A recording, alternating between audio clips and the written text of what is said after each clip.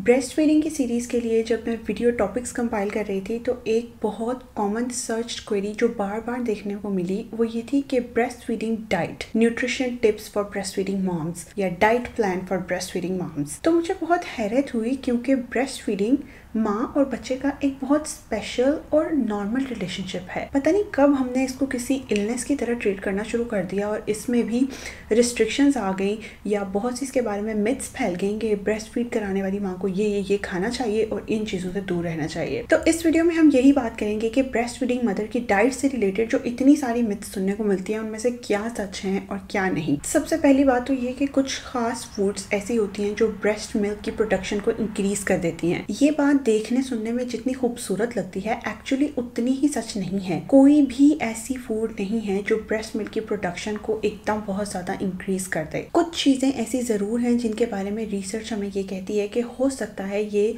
थोड़ा बहुत breast milk की प्रोडक्शन को इंक्रीज कर दें, जैसे ओट्स हो गए, फ्रूट्स वगैरह। कोई भी जो आपको स्पेसिफिक चीज़ का नाम लेके बताता है ना कि ये खाओगे, ये सप्लीमेंट लोगे या ये हर्ब्स लोगे तो इससे ब्रेस्ट मिल्क की प्रोडक्शन एकदम इंक्रीज हो जाएगी, वो सिर्फ एक्चुअली अपनी मार्केटिंग कर रहा होता है। ब्रेस्ट मिल्क प्रोडक्शन इंक्रीज करने का सिर्फ एक तरीका है, ब्रेस्ट फीडिंग ऑन डिमांड या फ्रीक्वेंट पंपिंग। क्योंकि breast feeding supply and demand पे काम करती है तो जितना दूध आपकी बॉडी से रिमूव होगा उतना ही दूध आपकी बॉडी और प्रोड्यूस करेगी। इतनी सारी इससे रिलेटेड मिथ्स हैं। आम नहीं खा सकते, खजूर नहीं खा सकते, मैं इन सबको एक एक करके डाइसेक्ट करना चाहती हूँ। सबसे पहली गलत बात जो मशहूर है वो ये कि दूध पिलाने वाली माँ को मिर्चों वाला खाना नहीं खाना चाहिए। अगर आप ज्यादा स्पाइसी फूड्स खाएंगी तो इससे पता नहीं ब्रेस्ट मिल्क का फ्लेवर इतना चेंज हो जाएगा कि शायद उसमें मिर्चों का टेस्ट आने लग जाए। ये ज़रूर है कि आपकी डाइट की बेस पे ब्रेस्ट मिल्क का फ्लेवर चेंज होता है, बट इसको हम एक बुरी चीज़ लेने की बजाय एक अच्छी चीज़ समझते हैं कि उसी के थ्रू बच्चा डाइवर्स फ्लेवर से इंट्रोड्यूस हो रहा है और वो एक्चुअली जब बाद में वो सॉलिड स्टार्ट करता है तो वो उसकी पिकी ईटिंग को किसी हद तक प्रिवेंट करने का काम करते हैं। एज लॉन्ग एज आप एज अ मदर एक खाने में कंफर्टेबल हैं तो वो बच्चे को किसी भी तरह नुकसान नहीं पहुंचाएगा। लेकिन फिर भी अगर आपको लगता है कि कोई एक स्पेसिफिक चीज़ ऐसी है जब भी मैं खाती हूँ तो उसके बाद बच्चे का पेट खराब हो जाता है, तो the best you can do is के उस चीज़ को स्पेसिफिकली 2-3 हफ्ते के लिए या महीने के लिए अपनी डाइट से निकाल के देखें या उसको डेलिब्रेटली 1-2 दफ़ा खा के फिर नोटिस करें कि वाकई में वो चीज़ बच्चे का पेट खराब कर रही है। कोरिलेशन कॉजेशन होना बहुत कॉम्प्लेक्स चीज़ें हैं, इनको हम सीधा सीधा यूँ नहीं बता सकते कि ये करने की वजह से ये होता है। आपको खुद देखना है कि आपके बच्चे को क्या सूट करता है। साइंस ये कहती है कि हर वो हेल्दी चीज़ जो मॉडरेशन में खाई जाए किसी भी तरह ब्रेस्ट मिल्क के थ्रू ट्रांसफर होके बच्चे को अफेक्ट नहीं करती। तो माँ को अगर स्पाइसी खाना पसंद है तो वो ज़रूर खा सकती है। दूसरी गलतफहमी से रिलेटेड कि ठंडा खाना नहीं खाना, इवन ठंडा पानी नहीं पीना या आइसक्रीम नहीं खानी। बास लोग तो ये भी समझते हैं कि अगर आप नहा के निकले हैं और आपके बाल अभी गीले हैं और आपने बच्चे को ऐसे ही दूध पिला दिया तो अब बच्चे को ठंड लग जाएगी। नहीं, ठंड जो है वो तब लगती है जब वायरस का एक्सपोजर, इन्फेक्शन होता है। कुछ ठंडा खा पी लेने से या बाल गीले होने से बच्चे को ठंड नहीं लगती। ब्रेस्ट मिल्क हमेशा आपकी बॉडी से जब निकलता है तो वो एक ऑप्टिमल टेम्परेचर में मौजूद होता है जो बच्चे के लिए एग्जैक्टली जैसी उसकी ज़रूरत है वैसे ही होता है। जो आपने खाया हो उसकी बेस पे ब्रेस्ट मिल्क ठंडा या गर्म नहीं होता। ठंडे खाने की बात की तो इसी से रिलेटेड तीसरे नंबर पे गर्म खाने की बात। अब इसका मतलब ये नहीं है वो खाना जो माइक्रोवेव में गर्म किया हो, बल्कि ये इतनी अजीब सी बात है कि मुझे आज तक खुद समझ में नहीं आई। कुछ खाने जिनकी समझा जाता है तासीर गर्म होती है ना, व्हाट इज इवन तासीर, I can't even describe it in medical terms. For example कहा यह जाता है कि कुछ गर्म खाने यानी जिनकी तासीर गर्म होती है, खजूर, मछली, अंडे, वो भी अगर माँ खाए तो बच्चे को नुकसान हो सकता है या ब्रेस्ट मिल्क बनना कम हो सकता है। ऐसा कुछ भी नहीं होता। ये हॉट और कोल्ड फूड्स की जो भी थ्योरी है ना, इसकी कोई साइंटिफिक बेसिस है ही नहीं। इवन ये जिन खाने जिनको गर्म समझा जाता है जैसे मछली, अंडे, ये प्रोटीन्स के एक्सेलेंट सोर्सेज हैं और फिश तो बल्कि ओमेगा 3 फैटी एसिड्स का भी बहुत अच्छा सोर्स है। ये वो फैटी एसिड्स होते हैं जो कि बच्चे के डेवलपिंग ब्रेन को ग्रो करने में मदद देते हैं और इसका खाना किसी भी तरह बच्चे को नुकसान नहीं देता बल्कि एक्चुअली फायदा देता है। हाँ, ये जरूर है कि फिश में साथ साथ मरकरी की अमाउंट भी ज्यादा होती है जो कि एक्चुअली ब्रेस्ट मिल्क के थ्रू बच्चे को ट्रांसफर हो सकती है। तो ब्रेस्ट फीडिंग मदर सिर्फ ये देख लें कि वो जो फिश खा रही है उसमें मरकरी की क्वांटिटी कम से कम है। नॉर्मली जो हम फिश खाते हैं जैसे सामन, कॉड, ट्राउट, कैटफिश, वो सब में मरकरी बहुत लो क्वांटिटी में होता है जो कि बच्चे के लिए सेफ होता है। मेरा ख्याल है मैकेरल और शार्क ये दो वो टाइप्स हैं जिनमें हाई अमाउंट में मरकरी होता है, ये आप बेशक ना खाएं। इसके अलावा बाकी अगर आप हफ्ते में 2 से 3 मरतबा भी मछली खा लें तो ये बच्चे को फायदा ही देगी। चौथे नंबर पे एक और बहुत हैरानकुन लेकिन गलत बात जो मशहूर है वो ये कि ब्रेस्ट फीड कराने वाली माँ को दूध ज़्यादा से ज़्यादा पीना चाहिए, क्योंकि वो जितना ज़्यादा दूध पिएगी उतना ही ज़्यादा दूध बनेगा। जो दूध एक बंदी कंज्यूम करती है वो अपनी कैल्शियम इंटेक के लिए, अपनी हड्डियों को मजबूत करने के लिए फायदेमंद होता है। ये नहीं होता कि जो दूध आप पी रहे हैं वही जाके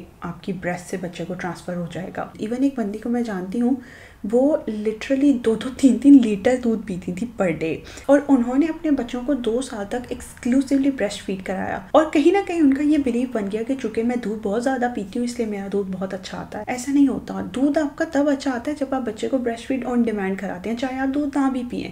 फॉर एग्जाम्पल, मुझे दूध नहीं पसंद और मुझे नहीं याद कि मैंने रेगुलरली कभी 3 दिन कंटिन्यूसली पिया भी है दूध, बिल्कुल भी नहीं। तो आपकी कैल्शियम इंटेक होना ज़रूरी है, वो आप दूसरी डेयरी प्रोडक्ट से, चीज़, दही या इवन कैल्शियम सप्लीमेंट से भी पूरा कर सकती हैं। दूध बहुत अच्छी चीज़ है और आपको लेना भी चाहिए, लेकिन ये समझना कि ज़्यादा से ज़्यादा दूध पीना है ताकि ज़्यादा से ज़्यादा दूध बने, ये गलत बात है। इसी से रिलेटेड 5वें नंबर पे ज़्यादा पानी पीने की बात है। पानी पीना ब्रेस्ट फीडिंग मदर्स के लिए बहुत ज़रूरी है। हम खुद ये रिकमेंड करते हैं कि एटलीस्ट 2 से 3 लीटर यानी कम से कम 8 से 12 ग्लास दिन में ज़रूर पिए जाएँ। लेकिन इससे ज़्यादा जब आप पिएंगे तो वो आपको वॉशरूम ही ज़्यादा जाना पड़ेगा।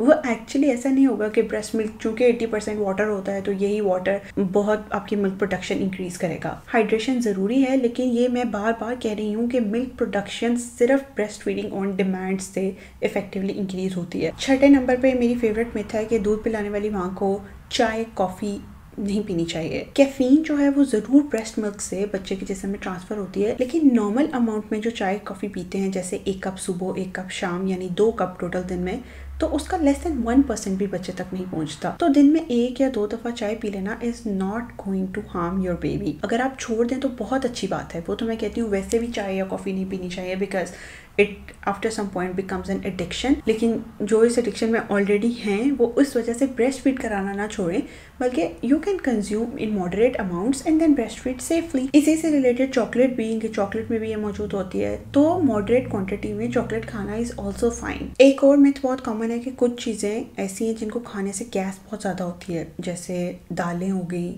गोभी हो गई या कुछ और वेजिटेबल्स, तो बच्चे को भी गैस की शिकायत होगी, कोलिक होगी और वो बहुत ज़्यादा डिस्टर्ब रहेगा। ऐसा नहीं होता। अगर कोई भी खाना खाने से आपको गैस होती है तो आप वो खाना अपनी डाइट से सिर्फ इसलिए निकाल दें बिकॉज वो आपको तंग कर रहा है। ऐसा नहीं होता कि वो जो ब्लोटिंग की फीलिंग आपके डाइजेस्टिव सिस्टम में प्रोड्यूस होती है, या अगर मैं आसान अल्फाज में कहूँ कि वो जो गैस आपके पेट में बन रही है वो ब्रेस्ट मिल्क के थ्रू बच्चे के अंदर भी चली जाएगी और फिर बच्चे को भी गैस हो जाएगी। इसी तरह देसी घी से मुतालिक भी बड़ी गलत बातें मशहूर हैं कि देसी घी तो इतना अच्छा होता है कि भर भर के माँ को देना चाहिए, हर वक्त रोटी पे लगा के खाएं, because you know breast milk में भी ज़्यादा हेल्दी फैट्स आ जाती हैं बिकॉज देसी घी बहुत हेल्दी होता है। ये बात ना किसी हद तक दुरुस्त है कि देसी घी वाकई में बहुत बेनिफिशियल है कि हेल्दी फैट्स होती है इसमें, लेकिन किसी भी चीज़ की एक्सेस अच्छी नहीं होती। तो अगर आप बहुत ज़्यादा अमाउंट में देसी घी कंज्यूम करेंगी तो वो सिर्फ आपके लिए एक अनहेल्दी वेट गेन का काम करेगा। बच्चे को इससे कोई इफेक्ट नहीं हो रहा।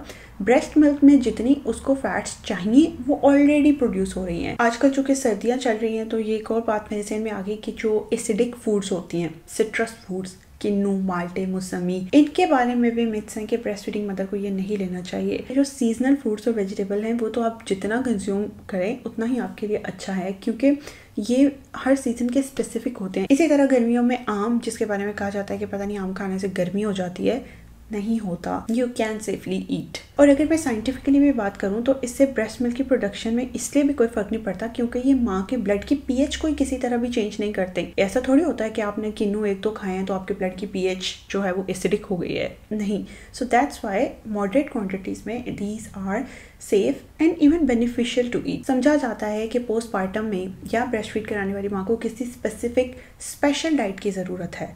ऐसा नहीं होता, कुछ भी स्पेशल डाइट नहीं होती। आपको खुद से कुछ भी अपने ऊपर इसलिए रिस्ट्रिक्ट करने की जरूरत नहीं है कि चूंकि मैं ब्रेस्ट फीड करा रही हूँ तो इसलिए मैंने ये नहीं खाना। ब्रेस्ट फीडिंग का इससे कोई ताल्लुक नहीं है, आपकी अपनी पसंद नापसंद की बात है। ब्रेस्ट फीडिंग में आइडियल डाइट क्या होनी चाहिए कि वो जो हमारे 5 फूड ग्रुप्स हैं, प्रोटीन्स, कार्बोहाइड्रेट्स, फैट्स और फ्रूट्स एंड वेजिटेबल्स, उन सब को मिला के एक बैलेंस डाइट हो जिसमें स्टिल प्रोटीन्स का पोर्शन ज़्यादा हो और सेकंड नंबर पे फ्रूट्स एंड वेजिटेबल्स हो, और फिर कार्ब्स, मीठी चीज़ें, बेकरी आइटम्स, फास्ट फूड जिसको नॉर्मली हम जंक फूड बोलते हैं, वो इस कैटेगरी में सबसे नीचे आता है। उसको भी वंस इन अ वाइल खाना, यानी हफ्ते में एक मरतबा खाना is okay, but if you are eating on daily basis तो दैट्स ऑफ कोर्स अनहेल्दी। और ये सिर्फ ब्रेस्ट फीडिंग से रिलेटेड ही नहीं है, बल्कि एक आम बंदी भी जो ना प्रेग्नेंट हुई है ना ब्रेस्ट फीड करा रही है, उनको भी पता है कि ये अनहेल्दी चीज़ें और नहीं खानी चाहिए। मुझे इतने डाइट प्लान्स देखने को मिले कि weight loss diet plan for breast feeding mother या healthy diet plan for breast feeding mother, और उन डाइट प्लान्स में क्या चीज़ कॉमन थी कि वो वैसे ही डाइट प्लान थे जो कि एक बंदी जो ना भी ब्रेस्ट फीड करा रही हो उसको भी चाहिए होते हैं। मतलब वही सब चीज़ें जिनको हम नॉर्मली कहते हैं कि हेल्दी खाना खाएं। मुझे देख के हैरत इसलिए हो रही थी कि इसको ब्रेस्ट फीडिंग से स्पेसिफाई करने की कोई ज़रूरत नहीं थी। ये वो चीज़ें हैं जो नॉर्मली भी हमें पता है कि हेल्दी होती हैं और हमें यही अपनी डाइट में इंक्लूड करनी चाहिए। ऑनेस्टली खुलासा इस सारी वीडियो का यही है कि आप एक अडल्ट हैं, आपको पता है क्या चीज़ हेल्दी है, क्या चीज़ नहीं हेल्दी है ना। तो आपको किसी से भी अपने लिए सिर्फ इस वजह से कि मैं ब्रेस्ट फीड करा रही हूँ मुझे डाइट एडवाइस या डाइट प्लान लेने की ज़रूरत नहीं है। हर वो चीज़ जो नॉर्मली हेल्दी कंसीडर होती है वो ब्रेस्ट फीडिंग के लिए भी हेल्दी है, और जिसको नॉर्मली हम जंक कहते हैं वो ज़ाहिर है ब्रेस्ट फीडिंग में भी नुकसान देगी। ऑल्सो अगर इस सारी वीडियो में जितनी भी मिथ्स हमने ब्रेक डाउन किए हैं उनमें से कोई भी एक आपके लिए नहीं थी तो मैं यहाँ पे एक और वीडियो लिंक कर रही हूँ जो कि और भी ब्रेस्ट फीडिंग मिथ्स से रिलेटेड है। ये वो चीज़ें हैं जिनकी सिर्फ अवेयरनेस ना होने की वजह से बहुत सी मर्तबा हम ये समझने लगते हैं कि शायद इस वजह से दूध कम आ रहा है या इस वजह से हम ठीक से ब्रेस्ट फीड नहीं करा पा रहे। तो ये वीडियो ज़रूर देखें ताकि किसी ऐसी ही गलत फहमी की वजह से आपकी ब्रेस्ट फीडिंग जर्नी किसी भी तरह अफेक्ट ना हो।